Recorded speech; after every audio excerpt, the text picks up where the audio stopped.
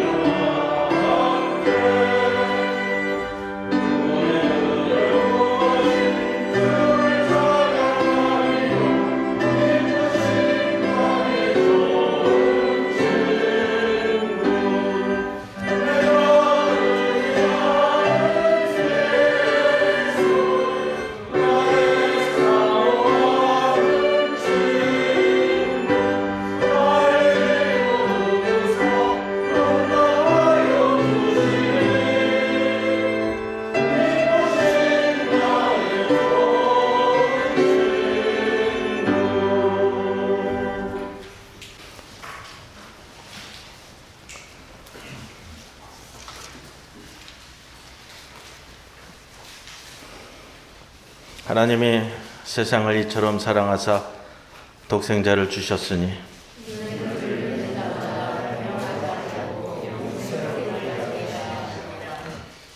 하나님이 그 아들을 세상에 보내신 것은 그로 말미암아 세상이 구원을 받게 하려 하심이니라. 믿지 아니하는 자는 하나님의 독생자의 이름을 믿지 아니하므로 그 정죄는 이것이니 곧 빛이 세상에 왔으되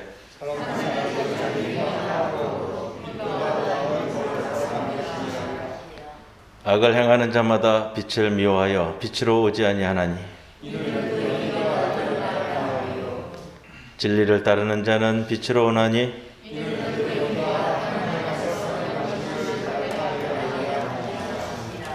아멘. 전능하사 천지를 만드신 하나님 아버지를 내가 믿사오며 그 외아들 우리 주 예수 그리스도를 믿사오니 이는 성령으로 잉태하사 동정녀 마리아에게 나시고 본디오 빌라도에게 고난을 받으사 십자가에 못 박혀 죽으시고 장사한 지 사흘 만에 죽은 자 가운데서 다시 살아나시며 하늘에 오르사 전능하신 하나님 우편에 앉아 계시다가 죄로서 산 자와 죽은 자를 심판하러 오시리라.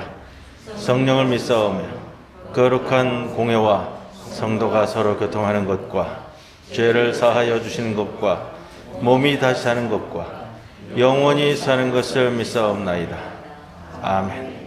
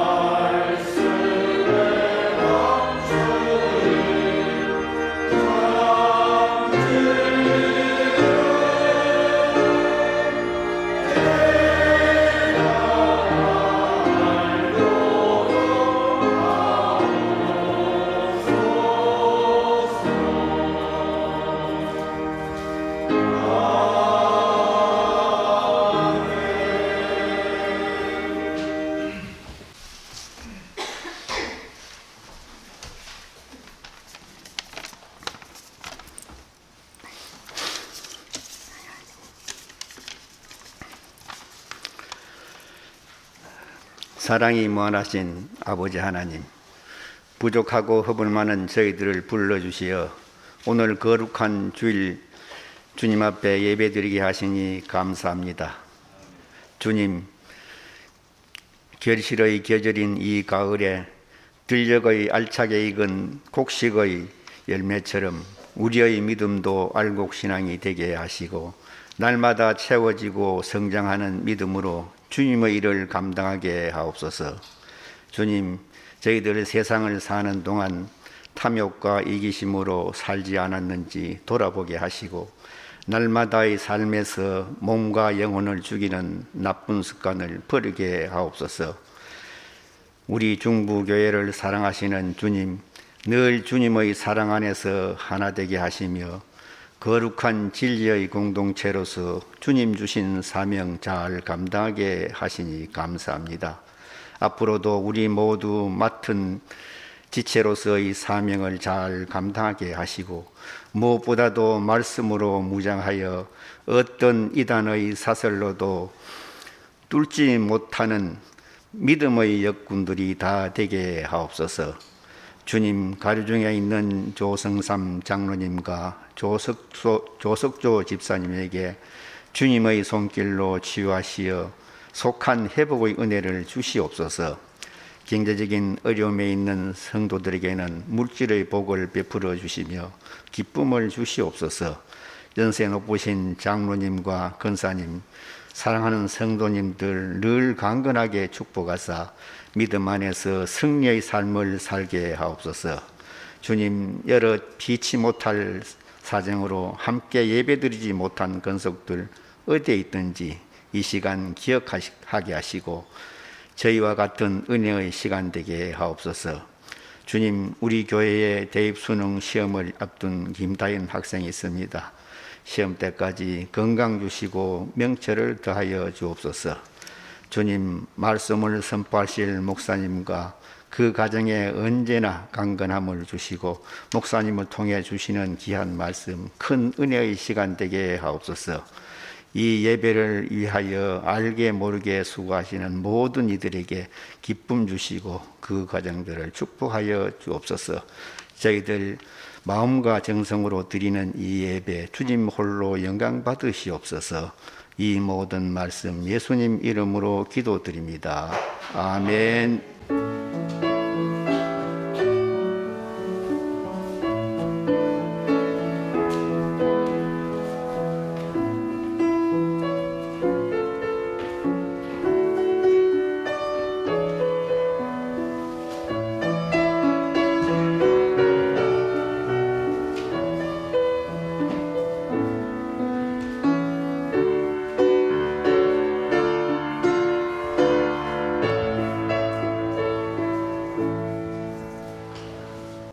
오늘의 시편 말씀은 34편 19절에서 22절 말씀입니다. 의인은 고난이 많으나 여호와께서 그의 모든 고난에서 건지시는도다. 그의 모든 뼈를 보호하시며 그 중에서 하나도 꺾이지 아니하도다. 악이 악인을 죽일 것이라. 의인을 미워하는 자는 벌을 받으리로다. 여호와께서 그의 종들의 영혼을 속량하시나니 그에게 피하는 자는 다 벌을 받지 아니하리로다. 이는 하나님의 말씀입니다.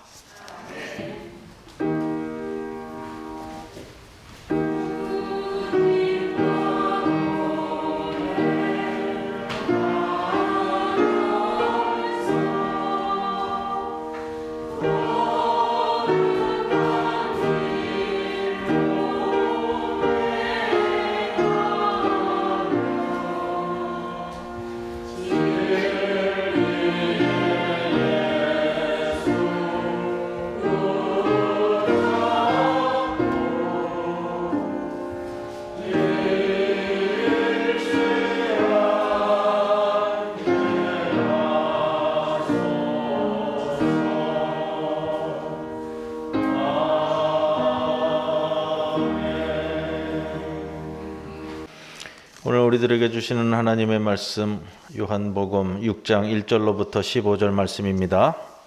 그 후에 예수께서 디베랴의 갈릴리 바다 건너편으로 가시매 큰 무리가 따르니 이는 병자들에게 행하시는 표적을 보았음이로라. 예수께서 산에 오르사 제자들과 함께 거기 앉으시니 마침 유대인의 명절인 유월절이 가까운지라. 예수께서 눈을 들어 큰 무리가 자기에게로 오는 것을 보시고 빌립에게 이르시되 우리가 어디서 떡을 사서 이 사람들을 먹이겠느냐 하시니 이렇게 말씀하시면 친히 어떻게 하실지를 아시고 빌립을 시험하고자 하심이라. 빌립이 대답하되 각 사람으로 조금씩 받게 할지라도 200데나리온의 떡이 부족하리이다. 제자 중 하나 곧 시몬 베드로의 형제 안드레가 예수께 여짜오되 여기 한 아이가 있어 보리떡 5개와 물고기 2마리를 가지고 있나이다. 그러나 그것이 이 많은 사람에게 얼마나 되겠사옵나이까. 예수께서 이르시되 이 사람들로 앉게 하라 하시니 그곳에 잔디가 많은지라. 사람들이 앉으니 수가 5,000명쯤 되더라. 예수께서 떡을 가져 축사하신 후에 앉아있는 자들에게 나눠주시고 물고기도 그렇게 그들의 원대로 주시니라. 그들이 배부른 후에 예수께서 제자들에게 이르시되 남은 조각을 거두고 버리는 것이 없게 하라 하시므로 이에 거두니 보리떡 5개로 먹고 남은 조각이 12바구니에 찼더라. 그 사람들이 예수께서 행하신 이 표적을 보고 말하되 이는 참으로 세상에 오실 그 선지자라 하더라. 그러므로 예수께서 그들이 와서 자기를 억지로 붙들어 임금으로 삼으시는 줄 아시고 다시 혼자 산으로 떠나가시니라. 이 말씀 가운데 성령께서 함께 하시기를 기원합니다.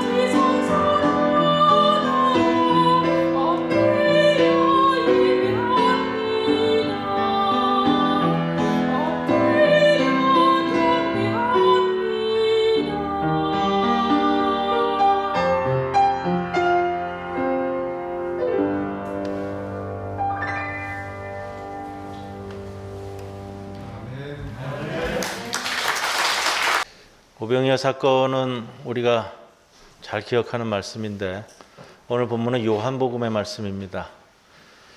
오병이어 사건은 마태, 마가, 누가, 요한 4복음서가 함께 다루는 말씀이고요. 그만큼 중요하다라는 것을 볼 수 있는데 요한복음은 공관복음서와 달리 조금 변형시켜서 우리에게 또 주시는 은혜의 귀한 메시지가 있습니다. 요한복음이 전하는 오병이어 사건은 공관복음과는 밑에서 다루는 세 가지 면에서 조금 다른 모습을 보이는데, 첫째, 이런 겁니다. 많은 무리가 배고프다고 먹을 것을 달라고 아우성된 것도 아니고, 더욱이 마가복음에 나오는 것처럼 제자들이 이 문제를 두고 예수님께 이 사람들을 어떻게 할까요? 라고 물은 것도 아닌데, 오히려 오늘 5절 말씀처럼요, 예수님이 먼저 나셔서 제자들에게 이 많은 사람들을 어떻게 하면 먹게 할 수 있느냐라고 물어보면서 사건이 시작이 되고 있습니다. 두 번째는 공관복음서에서는 제자들이 제기한 문제에 예수님께서 이렇게 말씀하셨어요. 너희가 먹을 것을 주라. 요한복음에는 이 말씀이 없습니다. 공관복음서에 보면 무리들에게 떡 5개와 물고기 2마리를 나누어 준 사람들은 제자들이에요. 근데 요한복음은 예수님이 직접 나누어 줍니다. 이 11절 말씀인데, 공관복음에서는 남은 떡과 물고기를 거두라고 명령한 사람이 없습니다. 그냥 사건 말미에 나중에 거두어드렸더니 이렇더라 이렇게 나오는데, 요한복음에서는 남은 것을 거두고 버리는 것이 없게 하라라고 12절 말씀에 예수님이 직접 명령을 합니다. 공관복음서는 대체적으로 제자들이 이 오병이어 사건에 있어서 예수님을 돕는 역할로 등장을 하는데, 요한복음 오늘 읽은 본문 말씀에는 전혀 그런 것이 나오지 않은 채로 예수님께서 처음부터 끝까지 주도적으로 이 사건을 이끌어가는 것으로 우리에게 모습을 보입니다. 예수님이 오늘 오병이어 사건을 통해서 먹이신 사람의 숫자가 몇이죠? 5,000명인데 이 5,000명은 성인 남자 숫자만 이야기하는 단어의 표현이에요. 그래서 여자들과 노인들과 어린이들까지 있다면 아마 한 3배에서 4배는 더 카운트를 해야 되는 그런 이제 숫자 개념입니다. 그래서 숫자가 5,000명이다라는 것이 중요한 것이 아니라 모든 이들을 주님께서 먹이셨다라는 개념으로 우리가 받아들이는 것이 좋습니다. 그런데 왜 요한복음이 이렇게 공관복음서와는 다르게 보도하고 있을까? 그것은 우리가 요한복음서 말씀을 계속 공부하면서 보아야 할 표적이라는 단어가 있습니다. 표적. 계속해서 표적이라는 단어가 등장을 했죠. 26절에 보세요. 너희가 나를 찾는 것은 표적을 본 까닭이 아니요 떡을 먹고 배부른 까닭이라. 이 표적 문제가 또 등장을 합니다. 오늘 6장은 13절까지 해서 일단락을 맺습니다. 오병이어의 사건이. 그런데 6장 전체 후반부에서 이 오병이어의 사건에서 다루고 있는 것들을 전부 다 우리들에게 해설해서 설명하느라고 6장 전체를 할애를 하고 있습니다. 33절에 예수님은 하나님의 떡은 하늘에서 내려 세상에 생명을 주는 것이다 라고 말씀하시면서 48절에 자신을 생명의 떡이라고 말씀하십니다. 원어는 생명의 빵이에요. 빵. 우리말 번역을 하다 보니까 빵이 떡이 됐습니다. 번역상으로는 우리에게 맞추다 보니까 그런 것들이 많아요.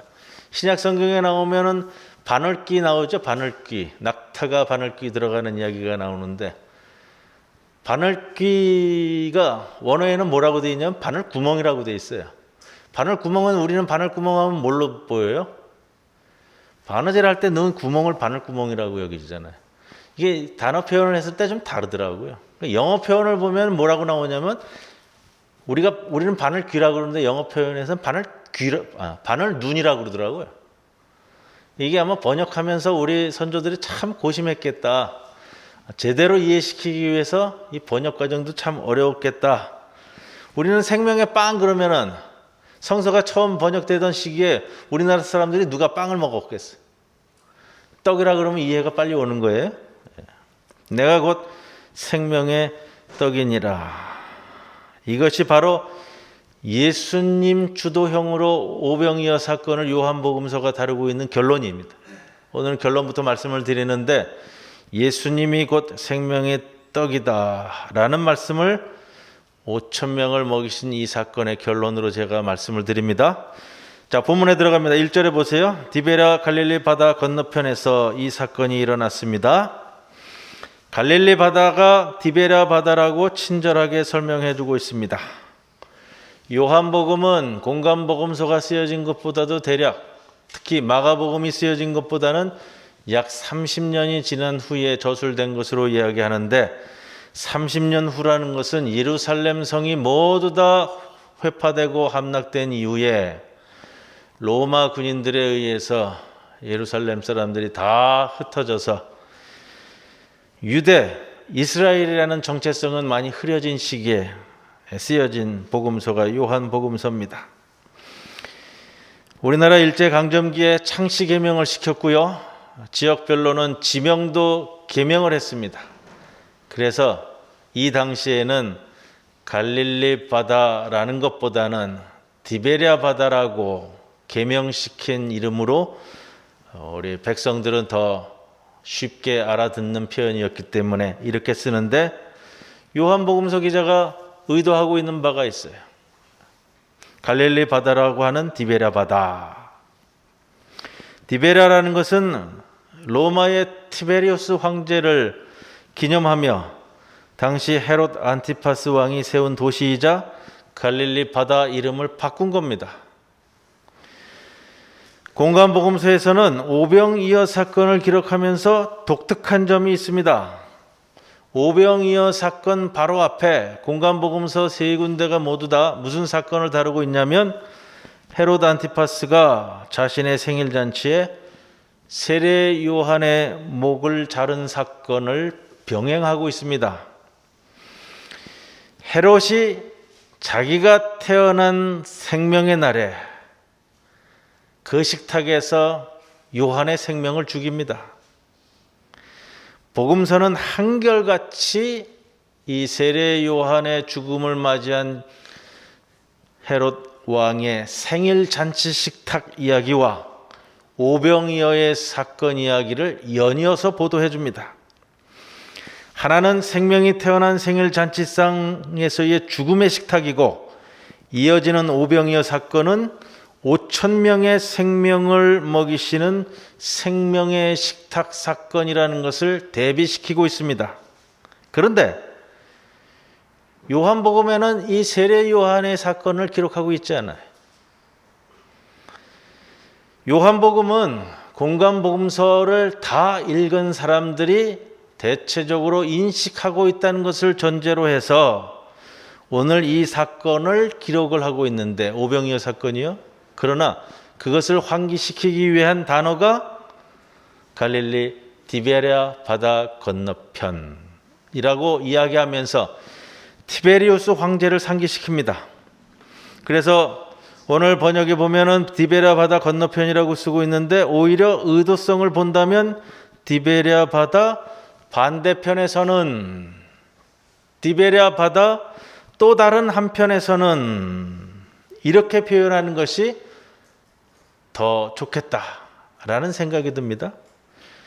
수없이 많은 생명을 죽이고 정복자의 자리에 오른 황제 티베리우스를 기념하여 이름을 바꾼 디베랴 바다 반대편에서는, 그 디베랴 바다 또 다른 한편에서는 우리 예수님께서 엄청난 숫자의 5천 명을 먹이신 생명의 사건이 일어나고 있었다라고 제시하는 겁니다. 그래서 오늘 사건은 주님이 펼치시는 생명의 식탁 사건을 우리가 살고 있는 지금 우리 시대로 다시 불러와 헤롯의 죽음의 식탁 사건과 대결케 하는 사건으로 볼 수 있습니다. 오늘 오병이어를 통한 생명의 식탁은 5절 말씀을 보시면 예수님이 이르시되, 지난주 우리가 나눈 말씀과 비슷한 말씀으로 가는데, 예수님께서 이르시되 말씀하셨다라는 이 동사는 시제가 현재형입니다. 지난주에도 말씀을 드리면서 현재형으로 쓰는 것은 역사적 현재형 표현입니다라는 말씀을 드렸어요. 1절에서 4절까지 나오는 모든 말씀의 동사형은 과거형 또는 미완료 동사를 쓰는데 5절에 와서 예수님께서 말씀하셨다라는 것을 현재형으로 바꾸면서 현재를 살아가는 우리에게 주시는 말씀으로 강조합니다. 죽음의 식탁에서 신음하는 백성들, 죽음의 아픔 속에 고통당하는 현재의 우리 모두를 위해 주시는 말씀이다 라는 것이죠. 5절에 주님께서 말씀하셨습니다. 어디서 떡을 사서 이 사람들을 먹이겠느냐. 예수님이 물어본 것이 무엇이죠? 어디서? 왜 이 말씀을 드리느냐 하면요, 성서 원문을 보면은 이 단어를 배열하면서 대문자가 쓰이는 경우가 있어요. 강조할 때 대문자를 쓰거든요. 그리고 보통 사람 이름을 표기할 때는 사람 이름의 맨 첫 글자는 대문자로 씁니다. 오늘 이 말씀 어디서라고 예수님께서 물어보면서 이 어디서라는 단어가 포덴이라는 단어인데 이 단어를 대문자로 쓴다고요. 그러면 성경이 우리에게 강조하는 바가 바로 여기에 있다라는 것을 볼 수 있는데, 어디서, 이 뜻은 어떻게 또는 어디로부터 먹일 수 있겠느냐라는 중요한 질문입니다. 근데 빌립의 대답이 7절에 나오죠? 각 사람으로 조금씩 받게 할지라도 200데나리온의 떡이 부족하리이다. 예수님은 물으셨어요. 어디서 먹일 수 있겠느냐? 어디로부터 먹일 수 있겠느냐? 어떻게 먹일 수 있겠느냐? 그런데 지난주에 우리가 나누었던 베데스다 연못의 병자의 대답처럼 대답이 엉뚱한 데로 갑니다. 우리가 대답을 잘해야 됩니다. 주님이 묻는 것에 대해서. 오늘도 빌립이 딴 대답을 하는데, 여러분, 대답을 잘 하려면 그 질문이 무엇인지를 잘 간파해야 돼요. 주님이 물으신 것이 무엇인지, 주님의 질문이 왔을 때 어떻게 대답할 것인지를 잘 고려해야 되는데, 사람들이 지난주 우리 베데스다 연못 이야기도 그렇지만 사람들이 주님이 물어본 것에 대해서 집중을 안 하고요, 주님이 요구하는 질문에 대해서 집중을 안 하고 딴소리를 해요. 어떤 딴소리를 하냐면 자기 얘기를 한다고요. 베데스다 연못의 환자도 자기 얘기를 하죠. 내가 38년 동안이나 여기 있었는데 나를 연못에 넣어주는 이가 없습니다. 예수님이 물어보신 것은 네가 낫고자 하느냐였어요. 오늘도 주님이 물어보는 것은 어디서 먹일 수 있겠느냐, 어떻게 먹일 수 있겠느냐라고 묻는데 빌립의 대답은 얼마나로 대답을 해요. 얼마나. 사람들이 주님이 질문이 왔을 때 자기 이야기를 하려는 것은요, 주님이 나의 처지를 모른다고 생각하기 때문에 그래. 주님이 질문을 하실 때는 이미 내 처지와 상황을 다 아시고 질문하는 겁니다. 6절에 예수님의 무릎은 빌립을 시험하고자 한 것이다 라고 기록을 하고 있는데, 예수님은 빌립의 신앙을 측정하고 있어요. 그런데 빌립의 대답은 어디서가 아닌 얼마나에 집중됩니다. 여러분, 얼마나라는 대답으로 가버리면 이 대답은 굉장히 무기력한 대답이 돼버립니다. 얼마나 필요할까요? 얼마나 되겠습니까? 얼마나 넣어야 되는데요? 그 무기력함을 또 다른 제자 안드레가 확인해 줍니다. 9절에 여기 한 아이가 있어 보리떡 5개와 물고기 2마리를 가지고 있나이다. 그러나 그것이 이 많은 사람에게 얼마나 되겠습니까? 안드레가 여러분 처음에는 대답을 잘했어요. 어디서라는 질문에 답변을 합니다. 어디서가 대답이 뭐가 있죠? 한 아이로부터. 대답을 처음엔 잘했어요. 그래서 원문에 보면 앞에서 말씀드린 것처럼 예수님이 물어본 어디서라는 포덴이라는 단어의 대문자로 쓰였다라는 말씀을 드렸는데, 한 아이가 있어라는 말의 시작인 있다, 이게 이 구절의 첫 단어예요. 있다, 한 아이가, 이렇게 되는데 있다라는 비동사에다가 대문자를 써버렸어요. 이게 성서 원문이 강조하고 있는 거예요. 구절의 맨 앞에 놓인 이 대문자로 이 상황을 어느 정도 파악하고 있다는 거예요. 여러분, 제자들이요, 다 볼 줄 알고 다 내용을 알아요. 우리도 안다고요. 여러분들이 모르는 게 아니에요. 여러분들이 들은 것이 있고 공부한 것이 있고 기도한 것이 있고 응답받은 것이 있기 때문에 다 알아요. 모르는 거 아니에요. 그런데 내 생각이 많으면, 내 생각이 너무 세면 놓친다는 거예요. 내가 계산하는 것이 앞서면 주님의 말씀에 대한 올바른 응답을 놓쳐버려요. 그래서 귀 기울이셔야 돼요. 주님 말씀에 나에게 무엇을 물었는지 쫓아가는 영적 세심함이 있으셔야 된다는 거예요. 사도행전 12장 1절 이하에 이 사건을 우리가 자주 이야기하죠. 베드로가 옥에 갇혔을 때 온 교회가 힘을 모아서 간절히 기도했습니다. 그날 밤 주의 사자가 나타나 베드로를 끄집어냈습니다. 감옥에서. 그 베드로가 성도들이 기도하는 집에 찾아와 문을 두드렸습니다.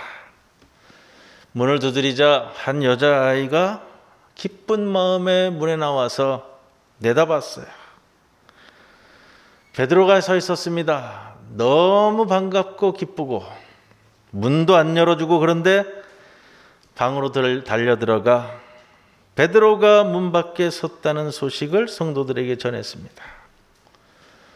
성도들이 보인 반응을 기억하시죠? 그럴 리 없다.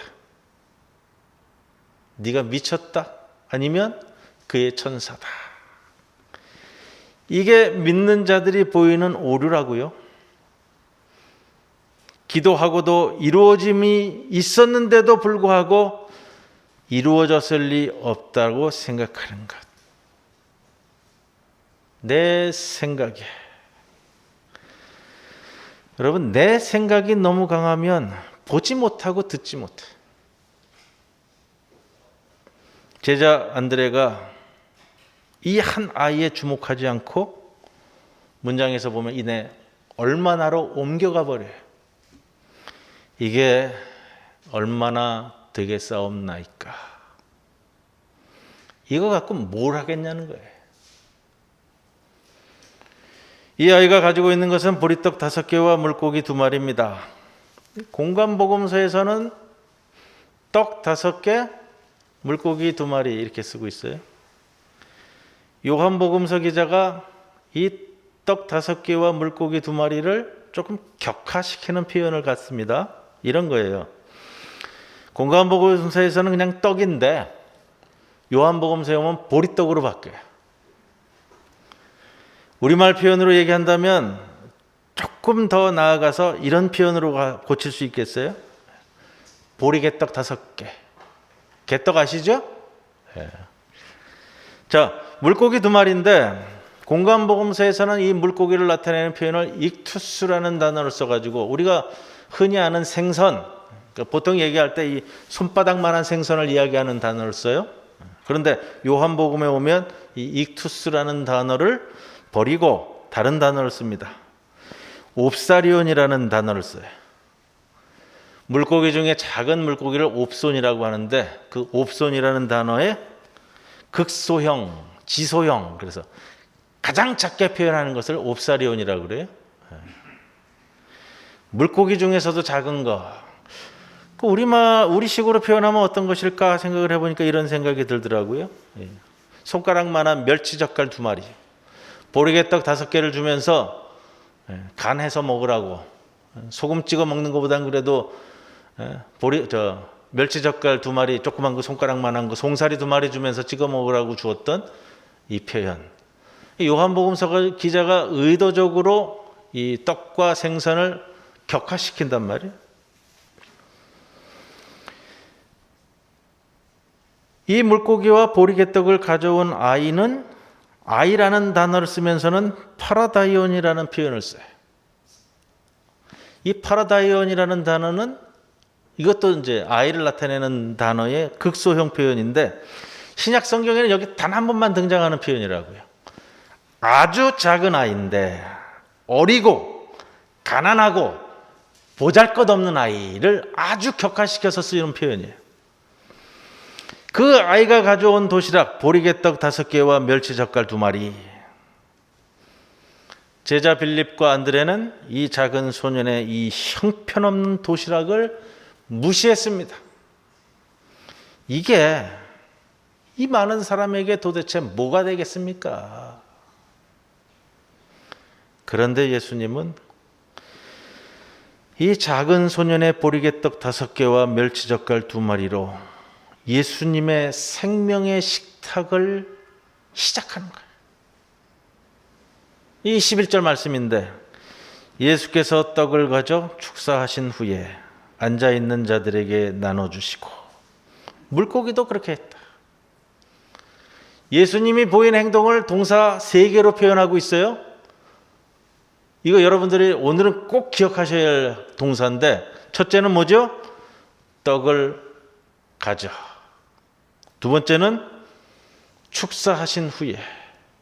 세 번째는 나눠주시고. 예수님께서 이 작은 아이가 가져온 보리개떡 5개와 멸치젓갈 2마리로 무엇을 하셨느냐라는 거예요.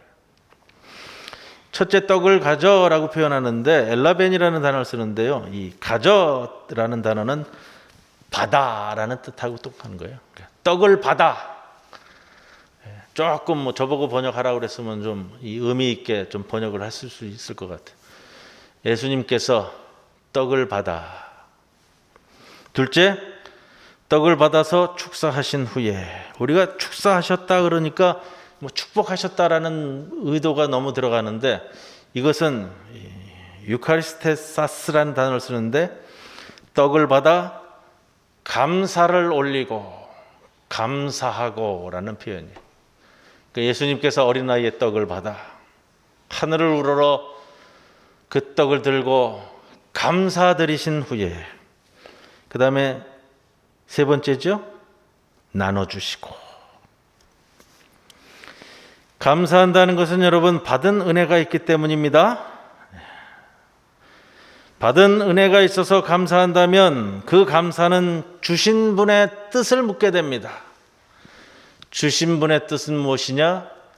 나눈다는 겁니다. 여러분, 제가 어린 시절에 저희 집에 손님이 오시면은 뭐 우리 집에 어린아이 둘이 있는 걸 아시니까, 형하고 저 둘이. 가끔 손님들이 오시면은 선물을 가져오시는데 종합 선물 세트라는 걸 가져오셨어요. 아마 기억하실 텐데 이렇게 박스 한 통에 이렇게 들었어요. 거기에는 뭐가 들었죠? 과자인데 종류별로 이렇게 들었죠. 집에 어린애들이 있는 것을 아시니까 이 종합 선물 세트를 선물로 주시는데, 저희 집은 형제가 둘이잖아요. 그 세트를 누가 받느냐? 저희 형이 받았겠죠? 형이 받아요. 선물을 가져오신 분의 뜻이 있잖아요.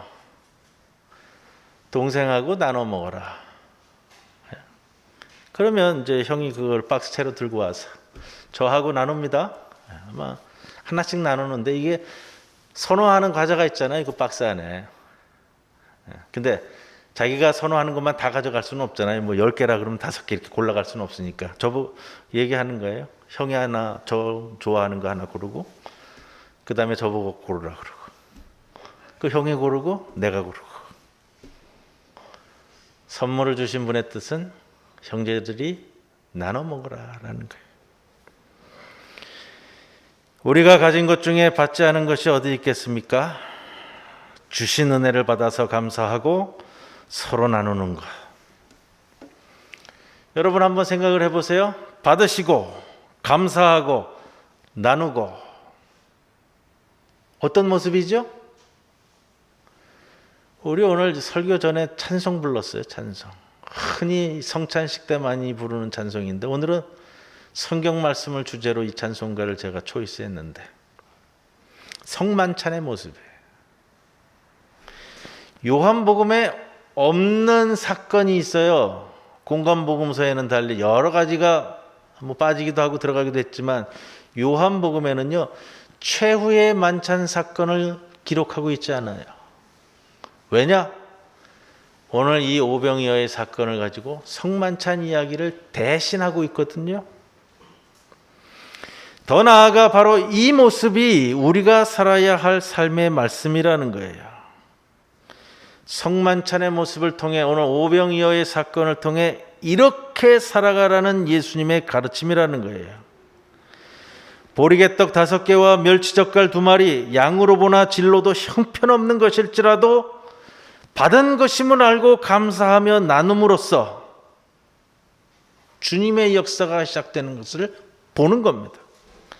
또한 주신 분의 뜻을 우리의 삶으로 이루며 이어가는 겁니다. 요한은 이 어림없는 나눔이 무려 5,000명을 먹이고 살려냈다고 기록하고 있습니다. 우리가 지난 한 2-3주 됐나요? 뉴스 정치판에서 계속 얘기 나오는 게 있잖아요. 대장동 사건 얘기 나오는데 예전에 저 높은트 숭의교회 지금 은퇴하신 김동원 목사님이 오병이어 사건을 얘기하면서 핵심을 한번 짚어준 적이 있는데 제가 그게 참 기억에 많이 남아요. 아마 아주 임팩트 있었나 봐요. 이 세상 살아가면서 뭐 이제 비기독교인들에게도 이 오병이어 사건을 이야기하다 보니까 그런 말씀을 하시더라고요. 이 세상에는 2부류의 사람이 있는데 5,000명분을 혼자 다 독식하고 사는 녀석이 있고 5,000명을 먹이고 사는 사람이 있다. 우리 예수님이 어떤 분이시냐? 대장동 사건을 보면서도 그런 생각이 들어요. 5,000명분을 혼자 독식하지 못해가지고 전전긍긍했던 사람들이 있고 어떻게든지 5,000명에게 나눠주고 살려고 했던 사람이 있는가? 그리고 나서 예수님이 제자들에게 말씀하셨습니다. 12절에 남은 조각을 거두고 버리는 것이 없게 하라. 요한복음에는 이 말씀이 제가 앞에서 말씀드렸죠. 예수님의 명령으로 기록을 하고 있어요. 공관복음서에서는 예수님이 명령하신 것이 아니고요. 그저 다 먹고 난 다음에 이제 쓰레기 줍듯이 주었던 것으로 이야기합니다. 근데 이 말씀에서는 예수님의 명령이에요. 거두라, 버린다. 이 의미는요. 원래는 물건을 대상으로 쓰는 표현이 아니고 사람을 대상으로 하는 표현이에요. 그래서 모으다 이런 표현이에요. 이 동사는 사람들에게 쓰인 동사인데 버리는 것이 어떤 것도 없도록 남은 조각들을 거두어 모으라라는 말씀입니다. 오늘 이 오병이어의 사건의 결론은 배불리 먹고도 남을 만큼의 놀라운 기적을 말하려는 것도 아니고 먹을 것이 남아 아까우니 버리지 말라는 뜻도 아닙니다. 요한복음은 예수님의 명령을 이 말씀으로 처리하면서 잃어버리는 것이 없도록 다 모으라. 13절에 그렇게 남은 것을 다 모으니 다 거두니 12바구니에 가득 찼다. 12이라는 이스라엘을 상징하는 이 완전수를 대입시키면서 요한복음서 공동체가 꿈꾸고 있는 완벽한 공동체, 내가 가진 것이 받은 것임을 깨달아 감사하며 나누는 완전한 공동체, 어려운 상황에서도 그 누구도 실족치 않고 잃어버림이 없는 완벽한 공동체를 추구하고자 했던 요한복음서 기자의 신학이 녹아나 있는 말씀이 오늘 말씀입니다. 그리고 요한의 5,000명을 먹이신 이 이야기는 여기서 끝을 냅니다. 그러나 6장 전체를 통틀어서 요한복음서 기자는 오병이어 사건의 자세한 해설을 덧붙이려고 무지하게 노력했습니다. 그래서 이 사건의 의미를 되짚어보게 합니다. 이 사건 후에 사람들은 예수님을 억지로 임금으로 삼으려 하고 그것을 좋아하지 않았던 예수님은 혼자 산으로 떠나갔습니다. 사람들은 자신의 배고픔을 해결해 주신 예수님을 메시아로 여겨 임금으로 삼으려 하지만 예수님은 산으로 피신합니다. 예나 지금이나 경제가 문제인 것 같아요.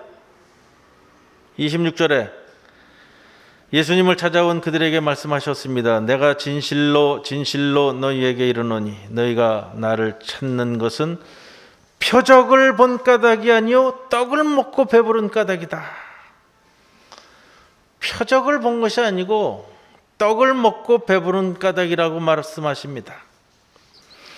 여기 표적이라는 말이 또 나오지요. 제가 요한복음서를 시작하면서 가나의 혼인잔치 때부터 이 표적 이야기를 드렸습니다. 오히려 예전 번역인 표징이라는 단어가 낫지 않겠느냐. 징조라는 단어인데 이것을 영어 성경은 표적을 미러클로 번역하는 것이 아니라 사인으로 번역했습니다. 이 말씀 드렸습니다. 이 사건이 미러클이 아니라 우리에게 지시하시는 표징이 있는 거예요. 단순한 기적 사건이 아니라 의미 있는 표적인데 본문 2절에 보면 표적을 본 큰 무리가 예수님을 따랐다라고 하고 있습니다. 그러나 5천 명을 먹이신 사건 후에는 사람들이 그 표적을 보고 따른 것이 아니라 경제 문제 해결을 위해 예수님을 임금으로 세우려고 예수님을 찾았다라는 겁니다. 2절에 나오는 표적을 보고 따르다라는 단어와 26절에 떡을 먹고 배불러서 예수님을 찾았다라는 동사의 표현은 전혀 다릅니다. 예수님을 따르는 것은 주님처럼 살아가는 것이고요. 예수님을 찾는 것은 제 욕심을 추구하는 겁니다. 오병이어 사건을 통해서 요한복음서 기자는 명백히 구분해 버렸습니다. 표적을 본 사람은 27절 말씀처럼 예수님께서 말씀하시듯 썩을 양식을 위해 일하지 않고 영생하도록 있는 양식을 위하여 일하는 사람입니다. 영생하도록 있는 양식이 바로 보아야 할 표적이라는 거죠. 과연 그 표적이 무엇일까라는 것을 오늘 본문 4절이 우리에게 추정케 해줍니다. 마침 유대인의 명절인 유월절이 가까운지라 라는 5천 명을 먹이신 이 이야기의 배경을 깔아 놓음으로써 예수님께서 이미 바로 우리를 살리시는 생명의 떡으로 자신을 내어놓는 유월절 어린 양이 될 것을 표적으로 보이시는 사건. 48절에 내가 곧 생명의 떡이니라. 이 말씀은 예수님의 자기 선언에 그치는 것이 아니라 그의 뒤를 따르는 우리 각자의 삶의 결단이 되어야 하는 것. 표적을 깨달은 사람들은 예수님을 쫓아가는 사람, 예수님을 따르는 사람입니다. 자신의 양식으로 보리떡 5개와 작은 물고기 2마리를 가져왔던 한 아이가 그것을 자신이 먹기 위해 자신을 위해 쓰지 않고 다른 이들을 살려낼 양식으로 내어놓을 때 이 작은 한 아이의 행동, 이 작은 한 아이의 삶이 주님을 통해 역사하여서 5천 명을 먹이는 생명의 떡이 되었다. 빌립처럼 안드레처럼 계산하지 않는 한 아이의 삶이 바로 우리 생명의 떡이다. 주님은 이 사건을 통해 주님을 믿는 우리의 삶의 내용을 말씀하고 계십니다. 여러분, 믿음은 따르는 겁니다. 오늘 말씀을 정리하면서 한 소설 이야기를 말씀을 드릴 거고요.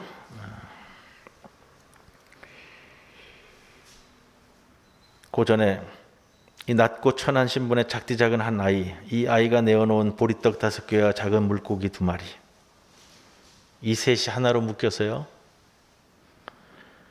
아무리 하찮은 사람이라도 보는 거예요. 그 안에 생명이 있다면. 겨우 눈에 보이는 겨자씨 하나에서 하나님의 나라를 보는 것처럼 한 아이, 작은 아이, 보리떡 5개 작은 물고기 그 안에 품은 생명이 있다면 그 한 아이에게서 예수님을 통해 5,000명을 먹이시는 사건이 시작되는 겁니다. 이 한 아이는 대표 단수적 표현이에요. 대표 단수. 우리 전체를 표현하는 거라고요. 나는 생명의 떡이다 하는 말씀은 예수님의 자기 선언이고 이 아이의 삶의 실천이고 그리고 그것을 넘어서 이제 우리 각자의 삶의 고백이어야만 합니다. 오헬리라는 이 작가가 쓴 현자의 선물이라는 이야기가 있어요. 단편 소설이죠. 내용을 잠깐 말씀드리고 오늘 말씀을 마칠 건데 돈 리라는 사람이 추운 겨울에 직업을 잃었습니다. 먹고 살 길이 막막했어요. 굶주림에 지쳐 할 수 없이 구걸에 나섰습니다. 돈 많은 사람들이 드나드는 고급 식당 앞에 서서 한 쌍의 부부에게 동정을 간구했습니다. 그러나 거절당했어요. 매몰차게 거절하는 남편의 모습을 보고 함께 가던 부인이 이렇게 추위에 떠는 사람을 밖에 두고 어떻게 우리만 들어가서 식사를 할 수 있겠느냐라고 $1를 손에 쥐어줬습니다. 이 소설이 쓰여지던 시기에 $1는 큰 겁니다. 작은 건 아니에요. 이 $1로 음식을 사드시고 용기를 잃지 마세요. 그리고 당신이 곧 직업을 구하도록 기도하겠습니다. 돈리는 말했습니다. 부인 고맙습니다. 부인이 저에게 새 희망을 주셨습니다. 결코 잊지 않겠습니다. 그러자 부인이 얘기했어요. 당신도 좋은 일 많이 하시고 다른 사람에게도 사랑과 새 희망을 주는데 노력하시기를 바랍니다. 그리고 다정히 말한 다음에 안으로 들어갔습니다. 돈리는 우선 $1의 절반인 50센트로 배고픔부터 해결해야겠다 싶어서 빵을 사고 50센트를 남겼습니다. 그때 마침 한 노인이 부러운 듯이 그 모습을 보고 있다가 돈리를 쳐다봤습니다. 돈리는 남은 돈 50센트를 꺼내 빵을 사서 노인에게 주었습니다. 이 노인은 빵을 조금 떼어 먹다가 남은 빵 조각을 길에서 신문을 팔던 아이에게 주었습니다. 이 아이는 좋아하면서 빵을 먹기 시작했습니다. 그때 마침 길 잃은 강아지 한 마리가 빵 냄새를 맡고 꼬리를 흔들며 다가왔습니다. 이 소녀는 조금 남은 빵 부스러기를 이 배고파하는 강아지에게 주었습니다. 그리고 소녀는 기쁜 마음으로 신문을 팔러 뛰어갔고 노인도 일감을 찾아 떠나갔습니다. 돈리는 그 모습을 보며 나도 이렇게 있을 수는 없지라고 생각하는 순간 이 강아지 목에 걸린 목걸이가 눈에 들어왔습니다. 길 잃은 개의 목걸이에 적힌 주소를 보고 주인을 찾아갔습니다. 그리고 이 개를 찾아주었습니다. 개 주인은 매우 고마워하면서 돈리의 사정 이야기를 알고는 참으로 정직한 사람으로 알고 자신의 사무실에 취직시켰습니다. 드디어 돈리도 안정된 직장을 마련하게 되었습니다. 이 짧은 소설인데요. 이 오헬리라는 작가가 오늘 본문을 참으로 잘 이해하고 있지 않을까. 이 짧은 이야기에 모두 다 녹여내고 있지 않을까 생각을 합니다. 5절 말씀처럼 주님이 우리에게 묻습니다. 우리가 어디서 떡을 사서 이 사람들을 먹이겠느냐. 11절 예수께서 떡을 받으시고 감사드린 후에 앉아있는 자들에게 나누어 주셨다. 주님의 말씀 그대로를 우리 삶에 따라가는 귀한 삶의 시간이 되시기를 주님의 이름으로 간절히 축원을 드립니다. 고마우신 아버지 하나님, 오늘도 저희들을 불러 모아주셔서 주님의 전에서 예배드립니다. 예배드릴 수 있음을 감사하게 하여 주시고 주님 주신 은혜에 늘 응답으로 나설 수 있는 주의 백성들 되게 하여 주옵소서.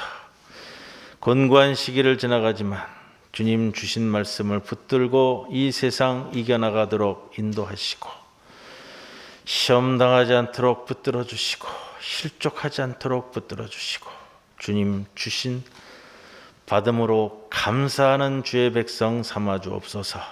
예수님의 이름으로 기도드리옵나이다. 아멘.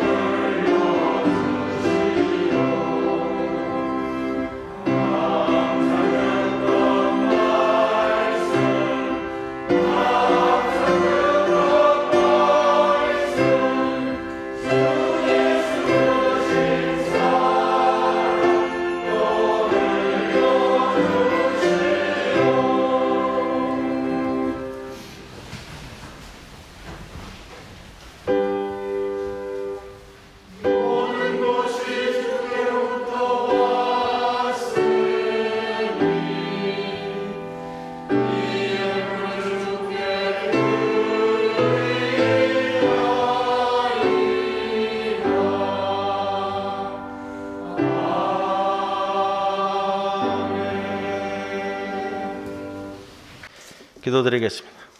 고마우신 하나님 아버지, 곤고함 가운데서도 우리의 삶을 늘 지켜보호해 주시고 주의 크신 은총으로 함께 해주심을 감사드립니다.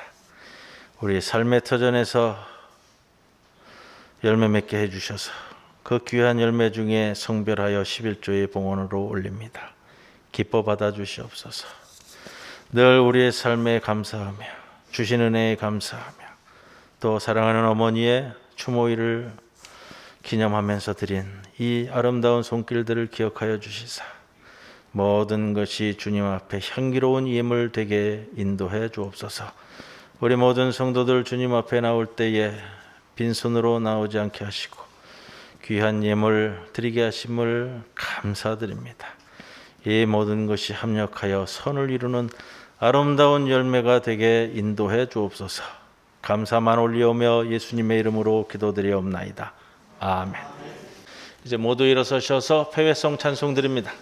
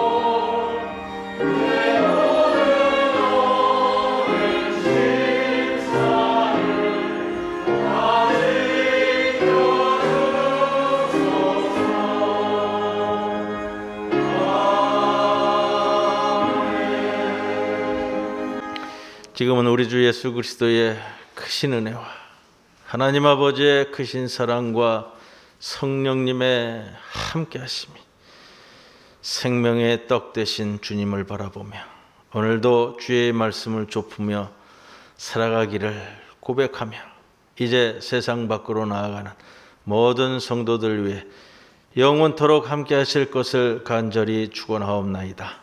아멘.